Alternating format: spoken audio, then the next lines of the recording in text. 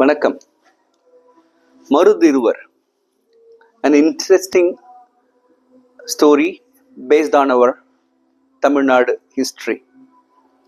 Marudhu Pandiyar, they both are our freedom fighters of Tamil Nadu from Sivagangai. This is from 18th century, before our freedom of India. They both are very, very powerful warriors, and they are very good in guerrilla war. Of course, they started the guerrilla war first time in Tamil Nadu, and they are very experts in handling boomerang. Valari, it's called Valari. It's a powerful weapon. If you use that weapon, obviously the enemy will be killed by the weapon. So it's very, very interesting.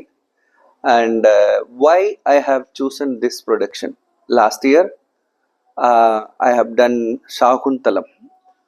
Previous year I was doing Vayuputra, and this year Marudhiruvar. Everything, all the productions under the banner of Alap. அதாவது இந்த கதையை பண்ணணும்னு ஒரு பொறி தட்டினது எப்போன்னா, ஒரு சிவகங்கை சீமைன்னு ஒரு படம் பார்த்தேன் நான்.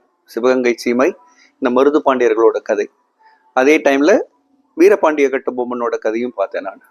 ஸோ இந்த கேரக்டர் வீரபாண்டிய கட்டபொம்மன், அவரோட பிரதர் ஊமைத்துறை, வேலு நாச்சியார், அப்புறம் மருது பாண்டியர்கள், இவங்கெல்லாம் வந்து சேம் பீரியட்ல வாழ்ந்தவங்க, பிரிட்டிஷை எதிர்த்து போராடினவங்க.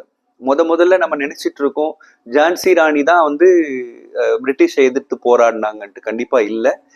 முதல்ல பிரிட்டிஷை எதிர்த்து போராடினது வந்து வேலு நாச்சியார் எகெயின்ஸ்ட் பிரிட்டிஷ். வேலு நாச்சியாருக்கு கிட்டத்தட்ட 6 லாங்குவேஜ் தெரியுமா. சரளமா வந்து சான்ஸ்கிரிட் பேசுவாங்க, சரளமா உருது பேசுவாங்க, சரளமா ஹிந்தி பேசுவாங்க, சரளமா தெலுங்கு பேசுவாங்க, சரளமா தமிழ் பேசுவாங்க. இதெல்லாம் கத்துக்கிட்டு போர்க்கலைகள் எல்லாம் வந்து அவங்க வந்து போர்க்கலை எல்லாமே கத்துக்கிட்டவங்க. வாழ் வீச தெரியும், ஈட்டி எறிய தெரியும். ஸோ அவ்வளோ பெரிய வீராங்கனை வேலு நாச்சியார் அப்படின்ற உண்மை மறைக்கப்பட்டது. அந்த உண்மையை வெளிக்கொண்டு வரணுன்றதுதான் இந்த ப்ரொடக்ஷனோட முக்கிய நோக்கம். So we are familiar with Ramayana story, we are familiar with Mahabharata story, and we are familiar with Karna story, all the Puranic stories, Lord Muruga story. So I've done so many productions, almost 30 production I've done.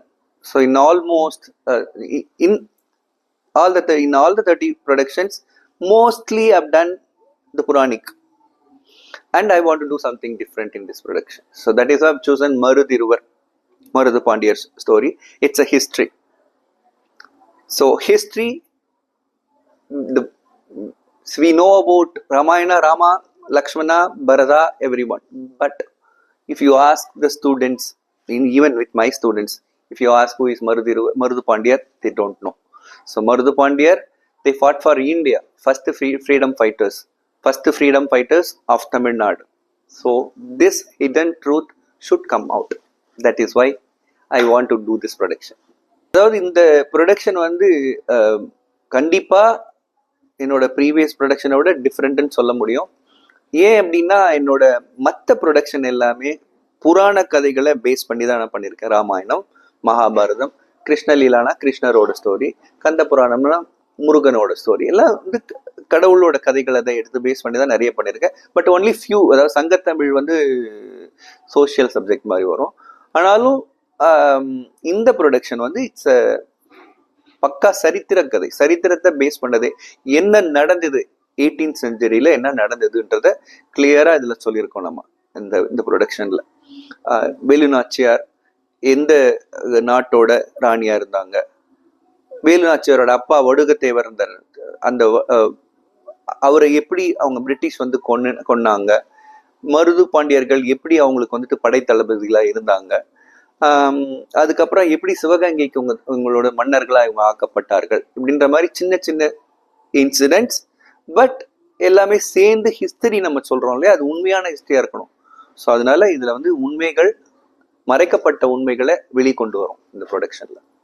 புதுசா ஏதாவது செய்யணும்ன்றதே அந்த காலத்துல, அதாவது நம் production பண்ண காலத்துல இருந்தே ஏதாவது புதுசா பண்ணணும்னு சொல்லிட்டு தான் என்னோட சிவகாமியின் சபதத்துல முதலா சென்னையில வந்துட்டு அனிமேஷன் யூஸ் பண்ணேன். நான் அனிமேஷன்னா அந்த 5வது நூற்றாண்டுக்கு மக்களை கொண்டு செல்ல வேண்டும். ஸோ 5வது நூற்றாண்டுல எப்படி இருந்திருக்கும், நம்மளோட ஆம்பியன்ஸ் எப்படி இருந்திருக்கும்ன்றது வந்து நான் அனிமேஷன்ல வந்து கொண்டு வரும்பொழுது அந்த அவங்கள வந்து பார்க்குற ஒரு அந்த ரசிகர்களோட மனசு வந்து அந்த 5வது செஞ்சுரியில போன மாதிரி ஒரு இது இருக்கும், ஒரு ஃபீல் இருக்கும்.